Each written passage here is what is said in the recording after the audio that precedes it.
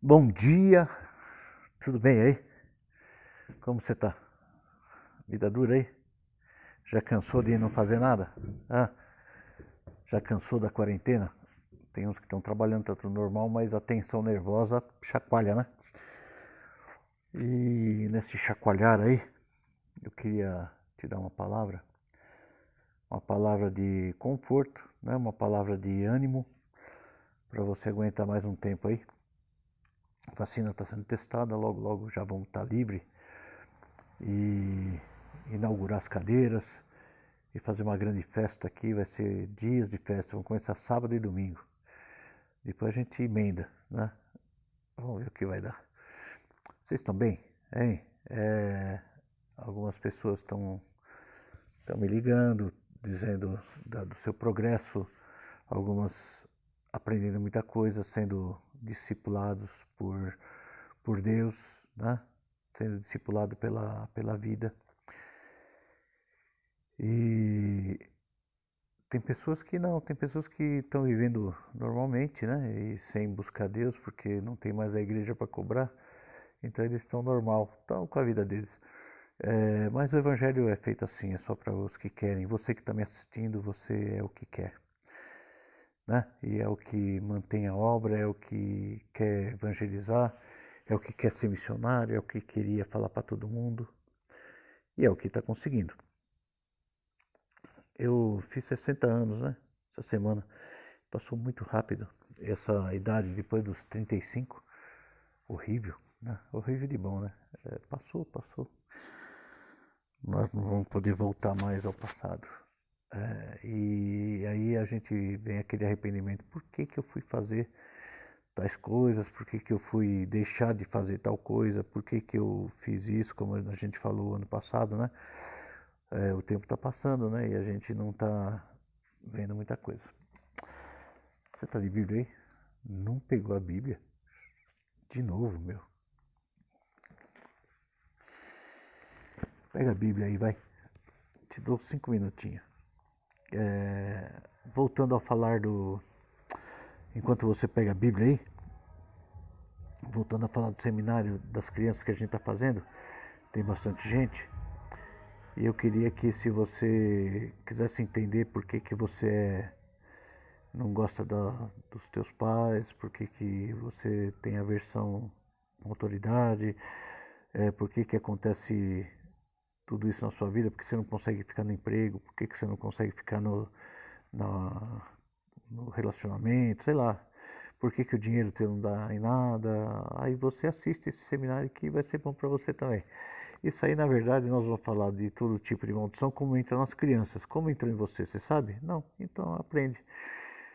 Criança não vai poder se libertar sozinha, certo? Por que que ele não vai poder se libertar sozinho? Porque criança, ela não tem inteligência suficiente para entender as coisas espirituais e ela precisa exatamente dos pais. E nós estamos dando um seminário para os pais passarem para os filhos, né? Ou mudarem as suas vidas para os filhos não serem amaldiçoados. Então, se você quiser entrar, por favor, eu vou ter os episódios gravados, alguns é amanhã vai ser ao vivo, né? Nós vamos ter um live, certo? Amanhã. E também uma palavra gravada que eu gravei na praia, né? Mas vou ter um livezinho pequeno antes para conversar com os pais e depois nós vamos ter essa palavra gravada. E você, por favor, se empenhe em querer, né? Entender o Evangelho, entender o campo espiritual. Se você está com a Bíblia aí, abre em Colossenses. Sabe onde é Colossenses ainda? Você lembra? Você está lembrado ainda de Colossenses? Onde é? Então é lá mesmo. Depois de Filipenses 4:8. Manja, aquele lá. Depois. Fala, fala assim na Bíblia. Colossenses é um livro maravilhoso. Paulo, quando escreveu aos Colossos, né? O povo de Colossos, ele falou sobre muitas coisas, né? E ele pegou um povo lá que era bem firme, mas ele tinha que avisar muito, né? as doutrinas. O que é doutrina? Vamos lá. Nós temos uns conceitos que a sociedade vem tentando derrubar. Você veja as leis aí, né? Uma pior que a outra, para os nossos filhos, para as nossas famílias e tudo mais. Tem algumas que estão querendo entrar forte, mas ainda o Senado dá uma resistida, dá uma enrolada para não ser motivo de alvo de derrota moral, né? Então, a doutrina serve para trazer você de volta a um rumo. Então, vamos lá, doutrina é algo que traz você de volta ao rumo. Por exemplo, você está no caminho de Cristo. Aí o mundo vai te trazendo um monte de coisa, um monte de coisa, um monte de coisa, que daqui a pouco você está andando tão longe e não sabe mais se é certo ou errado. Eu estava ouvindo há muitos anos atrás, aí tinha um pastor que andava comigo, que eu andava com ele, na verdade, e ele falava algumas coisas, eu ficava meio assim, porque ele queria distorcer a Bíblia a favor dele. E a doutrina dele começou a modificar. E aí eu comecei a ver que a derrota dele estava chegando. Então você tem que tomar muito cuidado para não cair nessas derrotas aí, né? De Satanás, que usa a Bíblia, até a própria Bíblia, para te afastar de Deus. E nós não podemos ser assim. Nós temos que ter a clareza do Evangelho e não a dificuldade do Evangelho, né? Então doutrina serve para voltar ao caminho, tá? Olha, o que fala aqui no capítulo 2. Já abriu aí? Colossenses, meu filho. Depois de Filipenses, lembra que eu falei? Filipenses, Colossenses. Tá, abriu? Tá bom. Porque quero que saibas quão grande combate tenho por vós. O que é isso? E pelos que estão em Laodiceia, e por quantos não viram o meu rosto em carne, para que os seus corações sejam consolados, estejam unidos em amor, enriquecidos da plenitude da inteligência para o conhecimento do mistério de Deus e Pai e de Cristo, em quem estão escondidos todos os tesouros da sabedoria e da ciência. E é verdade.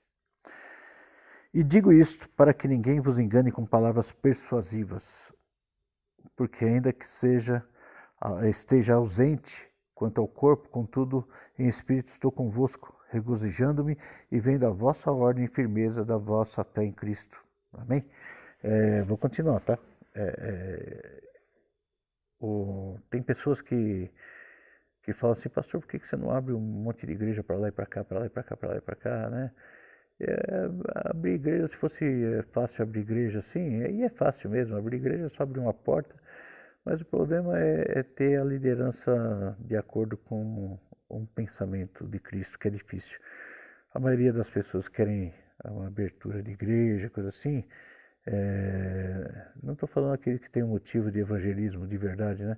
Mas se o evangelismo for também feito de uma forma religiosa, essas pessoas vão até piorar em se converter no evangelho meia boca, né? E Paulo, ele zelava por mandar palavras por causa de manter na doutrina, porque Paulo foi um camarada que ele foi em muitas culturas diferentes. Ele pegou todos esses países que hoje são contra o evangelho, por exemplo, Turquia, naquela região, na janela 1040, que quer tudo ir fazer missões lá. Eu não quero não, porque esse povo recusou Cristo e Jesus falou assim, os que não te atenderem ou não quiserem esse evangelho, bate o pé da poeira e cai fora, porque eles não quiseram. O problema cultural é muito grande. Né? Estava discutindo com a Célia, com a Adriana, que a gente estava fazendo a apostila das crianças aí, e a gente estava muito preocupado com a questão cultural. Se uma pessoa vem de uma determinada cultura, seja ela de onde for, o pensamento dela é difícil. Se veio com uma cultura religiosa antiga, por exemplo, do catolicismo, ou então do espiritismo, ou sei lá, de uma outra religião, é muito complicado servir a Cristo, muito complicado. porque o catolicismo veio de um cristianismo que era troca por favores, tipo penalidade, acender vela, pagar promessa, rezar incessantemente, repetir muito as coisas, né? E para que Deus tivesse piedade. Então é uma troca, né, de humilhação por alguma coisa. Então a pessoa sempre vai querer trocar com Deus alguma coisa. Então as campanhas, isso aí na verdade é um catolicismo reformado. Os verdadeiros católicos são aqueles que quase não existem, né? Que são aqueles que seguem a Bíblia ao risco. E Paulo, ele visitou tanto país, e aí ele falou assim, eu me fiz grego para entender os gregos, eu me fiz judeu para entender o judeu, me fiz romano para entender o romano, me fiz não sei o que para entender não sei quem. E eu comecei a analisar a cultura e eu entrei na mente de algumas culturas assim para entender as mães, os pais, e aí entender como tem a distorção. E aí que eu vejo Paulo aqui nesse lugar, que ele fala assim, exortação à firmeza, em Colossenses, né? Então, lá no verso 6 ele fala assim, como pois recebestes o Senhor Jesus Cristo, assim também andai nele, arraigados e edificados nele e confirmados na fé, assim como fostes ensinados nela, abundando em ação de graças. Você percebe uma coisa?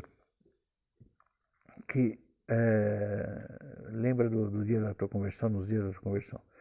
A gente começou a igreja que a gente falou uns tempos assim sobre até personagens da Disney, sobre as influências na mente da criança. Minha filha estava falando que ela assistia um seriado quando era pequena, eu não lembro o nome do seriado, e ela foi ver esses dias assim porque ela falou assim, vou pôr para criança porque eu assisti, acho que era bom, aí viu, não era bom. Por quê? Porque está em outra cultura, ela mudou a cultura, para melhor, para Cristo.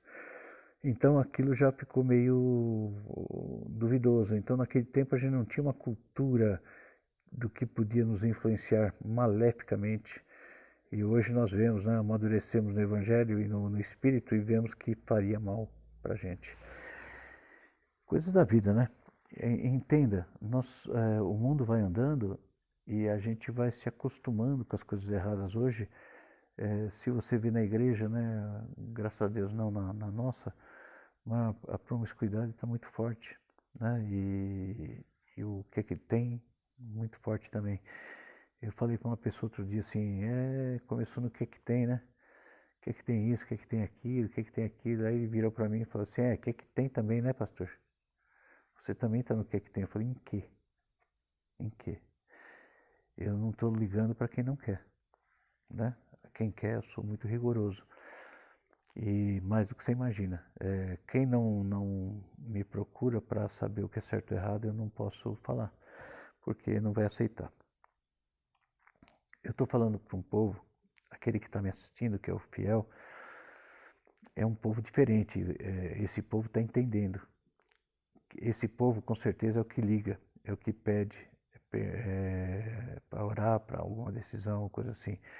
E começa a enxergar até o que está certo e está errado, né? É o que tem a TV desligada, né?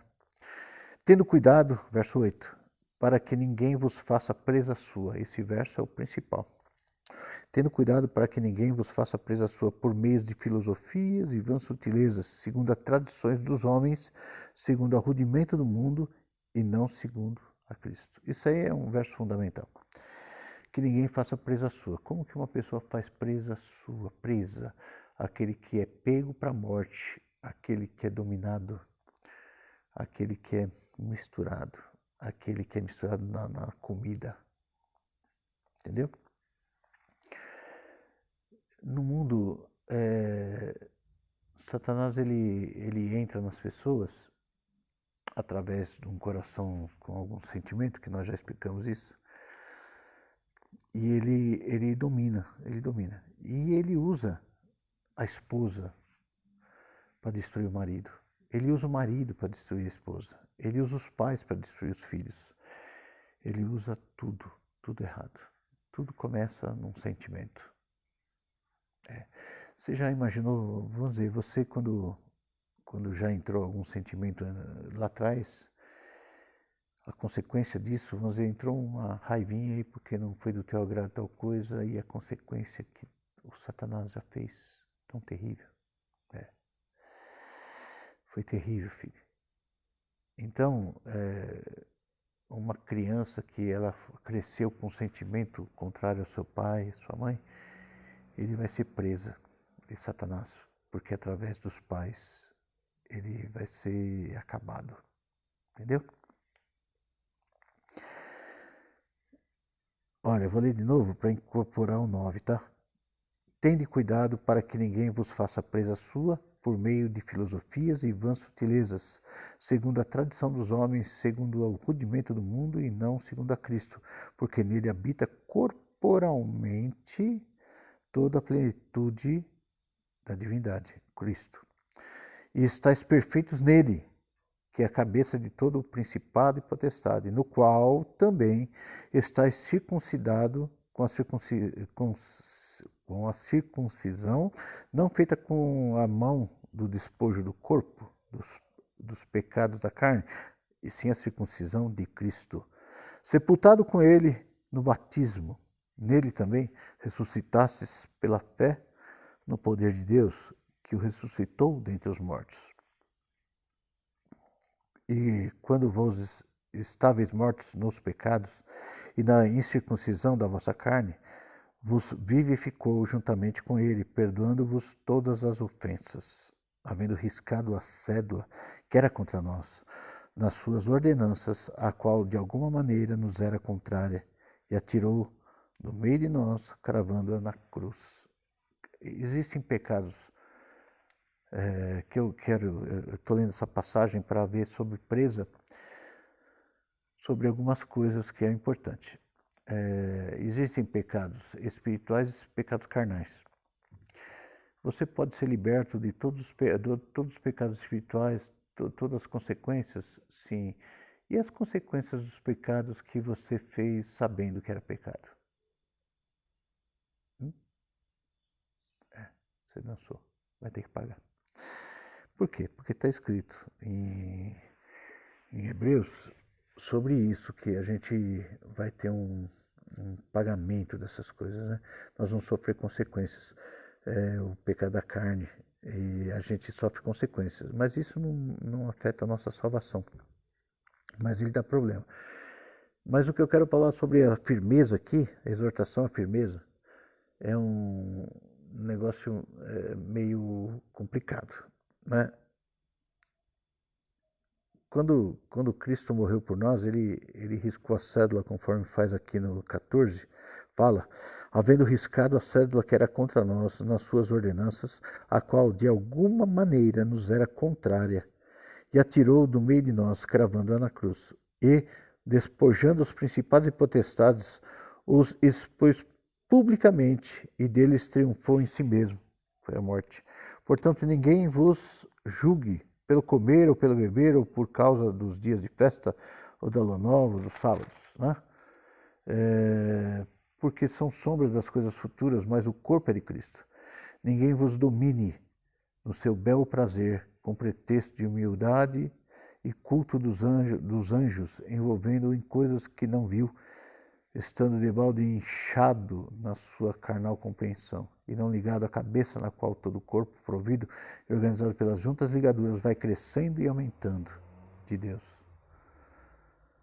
Se, pois, estáis mortos com Cristo, quanto aos rudimentos do mundo, por que vos carregam ainda de ordenanças, como viveis nesse mundo, tais como não toques, não proves, não manuseis, e as quais coisas todas perecem pelo uso, segundo os preceitos e doutrina dos homens, as quais têm, na verdade, alguma aparência de sabedoria em devoção voluntária, humildade e em disciplina do corpo, mas não são de valor algum, senão para a satisfação da carne.